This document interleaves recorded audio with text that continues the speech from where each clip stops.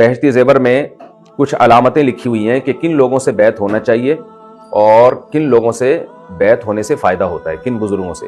وہ بہشتی زیور میں وہ صفحہ لازمی پڑھیں اور پھر اس کے حساب سے کسی ایسے اللہ والے بزرگ کے ہاتھ پہ بیعت ہو جائیں کہ جو خود بھی دین پہ چلتے ہوں، دوسروں کو بھی دین پہ چلاتے ہوں، برائیوں سے بچتے ہوں. ایسا نہ ہو کہ کرامات کے بکھیڑوں میں لوگوں کو بس الجھایا ہوا ہو. تو ایسے شخص سے بیعت ہونے کی شریعت میں اجازت نہیں ہے، کیونکہ وہ خود ہی گمراہ ہے تو آپ کو کہاں سے وہ اس ہدایت پہ لے کر آئے گا.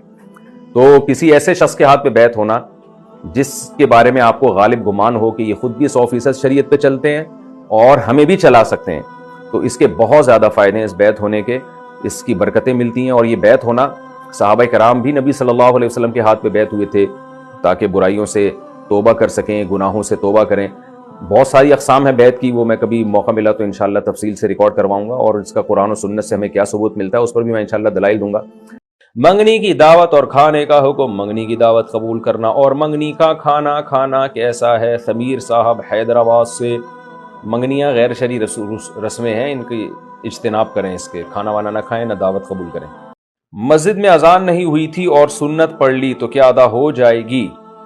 نماز کا وقت ہو گیا اور علاقے میں اذانیں بھی ہو گئیں، ہم مسجد گئے اور میں نے سنتیں بھی پڑھ لیں، لیکن اس مسجد کی ابھی اذان نہیں ہوئی تو کیا وہ سنتیں ادا ہو جائیں گی یا لوٹانی ہوں گی؟ محمد افغان انڈیا سے.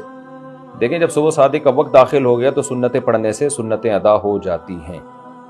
ناپاکی کی حالت میں حدیث کو پڑھنا اور چھونا. کیا ناپاکی کی حالت میں حدیث کو پڑھنا اور چھونا درست ہے؟ محمد سلیمان یو پی سے.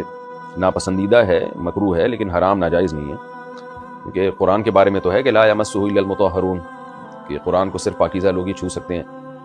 تو لیکن احادیث کے بارے میں ہمارے پاس ایسی نہ کوئی حدیث ہے نہ کوئی آیت ہے. لیکن بہرحال ادب کا تقاضا یہ ہے کہ وحی غیر مطلوع ہے. وحی کی دو قسمیں، ایک وحی جس کی تلاوت کی جاتی ہے وہ اللہ کا کلام ہے، اور ایک وحی وہ ہے جو ہے تو وحی اللہ ہی نے نازل کی ہے لیکن الفاظ پیغمبر صلی اللہ علیہ وسلم کے اپنے ہیں، تو وہ حدیث ہے. تو اس لیے اس کا ادب میں قرآن سے تھوڑا سا کم ہے، لیکن بہرحال ادب تو ہے اس کا بھی، حدیث ہے، کیونکہ ہیں تو اللہ ہی کے احکام. تو اس لیے افضل یہی ہے کہ حالت جنابت میں حدیث کی کتابوں کو ہاتھ نہ لگایا جائے، افضل بہرحال یہی ہے.